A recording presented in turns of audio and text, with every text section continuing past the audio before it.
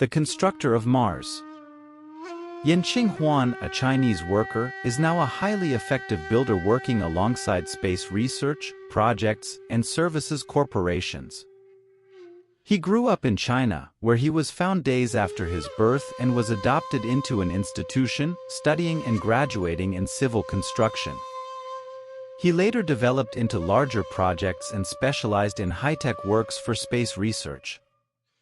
The year is 3098, and Yin is currently involved in a project on Mars, aiming to develop future human colonization of the planet. However, there are still numerous factors complicating human presence on Mars. In addition to extreme solar radiation and dense gravity, the soil is very arid, making vegetable cultivation difficult. Water exploration also encounters areas with salts, rendering the surface inhospitable for human life. But the worst challenge is its atmosphere, with little oxygen. A project is underway that Yin is working on with a huge team, both on the ground and in space, to eventually create basic conditions for establishing a colony and living on the planet. Through a system for creating more oxygen, Mars has been becoming slightly less challenging over the decades, providing possibilities to address the water scarcity issue by building water desalination plants below the Martian surface. Yin has been working tirelessly on this project for over 20 years. Everyone there shares a similar reality to his. They are either orphans or have no more family on Earth. Despite the advanced technology involved in the project, the work is long and very arduous, requiring specialized labor fully prepared for long periods of hard work and solitude.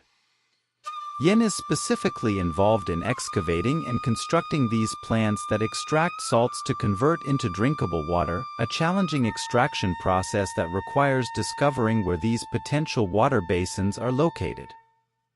On a particular day, after much searching and deactivating drills in areas that yielded nothing but rocks and minerals, Yin, always persevering, piloted the super excavation machine, digging tunnels with great difficulty and under a very heavy atmosphere many meters below the surface, in the hope of discovering new water exploration sites with salts.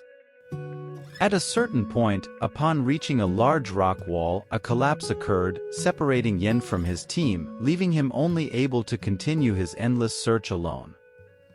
He managed to communicate with his team, who sought to clear and reopen the passage that had been blocked by many rocks. Advancing with his drilling vehicle, he reached a dead end where he could no longer proceed. At the same time, his oxygen was running out, and he needed to return toward his team, who were attempting to open a new passage. The situation began to worsen. His communication was lost due to strong magnetic waves deep below the surface.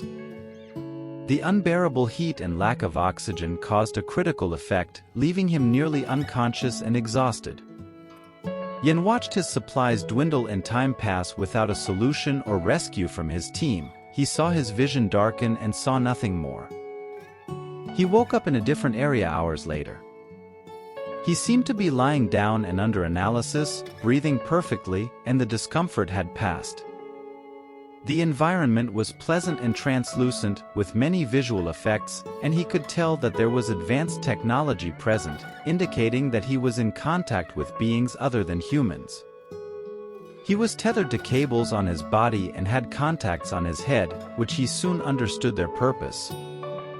An unknown being approached and began conversing with Yin, who understood everything normally, thanks to telepathic forces through the contacts on his head, which acted as a translator from their extraterrestrial language to human comprehension.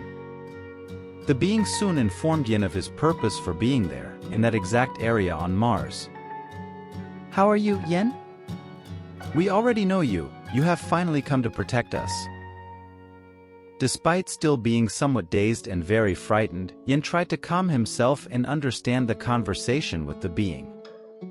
He listened attentively to the story the extraterrestrial told. Your parents were abducted when you were born, and you were left for adoption in an institution on your planet. We have been monitoring your growth and development in studies for future constructions and exploration on Mars, all of this was calculated and directed so that you would come to us. We know that the annihilation and destruction of earthly life is imminent. At some point, this destruction will occur due to wars between powers, unknown diseases and viruses, or lack of food production, environmental degradation, and widespread chaos among humans. You need to discover a new planet that is not as hostile to your survival, one that resembles the environment of Earth, and start life in colonies until you rebuild urban areas and metropolitan centers. We knew that over the decades, human technology would develop and space and scientific exploration would, along with bold programs, attempt a new domain on another planetary surface. Mars would therefore be the closest surface. Even with vital conflicts for human life, powers would work to find a way to develop improvements and solve problems so that a new world could thrive here. After the abduction of your parents and your birth, you were implanted with a device in your body, through which we could know your location and all your steps over the years. As you grew and developed in your schooling, we managed to direct your professional aptitudes to immerse you in the technological and scientific world, within the areas of research and construction for government bases.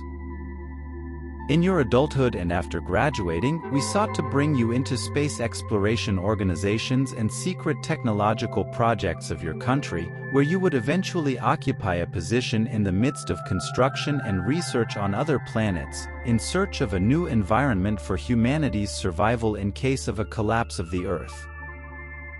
Unfortunately, your parents are gone, but they were aware of all your steps. They knew they would not return to your planet and would never see you again, so we did our best to ensure that they led a reasonably peaceful life similar to that on Earth, through our planet's oxygenation system. For us, there are no differences in atmospheric density or breathing, as long as we are in the depths of Mars' soil. However, for you humans, life would be totally inhospitable, impossible to live here. Therefore, we want to make a deal quickly.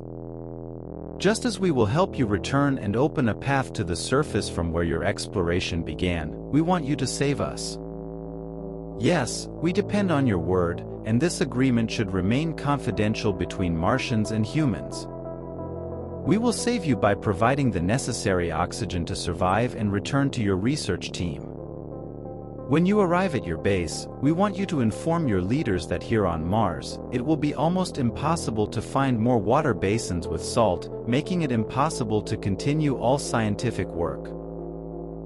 We do not want the presence of humans on Mars. We know that humanity has a wonderful planet, but it has been destroying Earth since forever and is reaching the end of its species, with many conflicts between powers, nuclear weapons, viral diseases, environmental degradation, and global crises.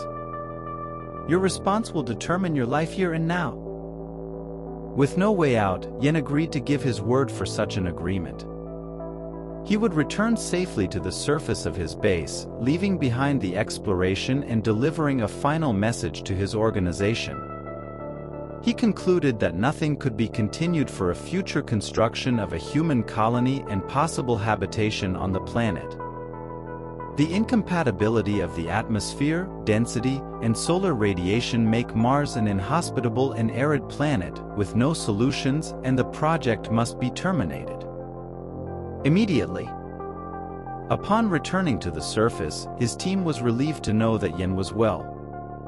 A meeting was held with the research leadership of the exploration base, and the Mars project was concluded. As he began his return to Earth, already in space, Yen knew he could never break such a decision. He also pondered what the repercussions would be if other scientific projects pointed to Mars one day.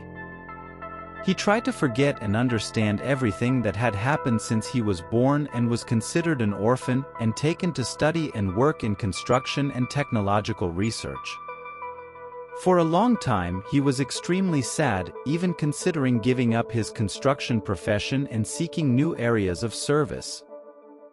The main reason was the incredible story he had experienced on Mars, but what weighed most on his mind was that his parents had lived and died on that planet. He walked with his head down and could hardly do normal things during the day at his home. Finally, he took his spacesuits intending to throw them away and try to forget that story altogether. But upon opening one of its parts and compartments, he saw a detail that made him smile and begin to cry uncontrollably like a child. A photograph was tucked away with a very old message, dating back to the year Yen was born. It was a picture of his parents, happy and with a message of hope. "My son, we are your parents, and we conceived you to have this future mission here on Mars. Do not worry, as we live here with other humans who had been abducted. We knew we would never see each other again, but we knew that the salvation of Mars would be you, who would commit to it, so we left this important message of salvation. Now work to bring the same message to the authorities and organizations of Earth. It will be very hard work, but it is possible. You now have a new mission, to save the planet Earth." Superfixer is a sci-fi short story channel, serving as the catalyst for concepts about technology, science, the universe, and science fiction.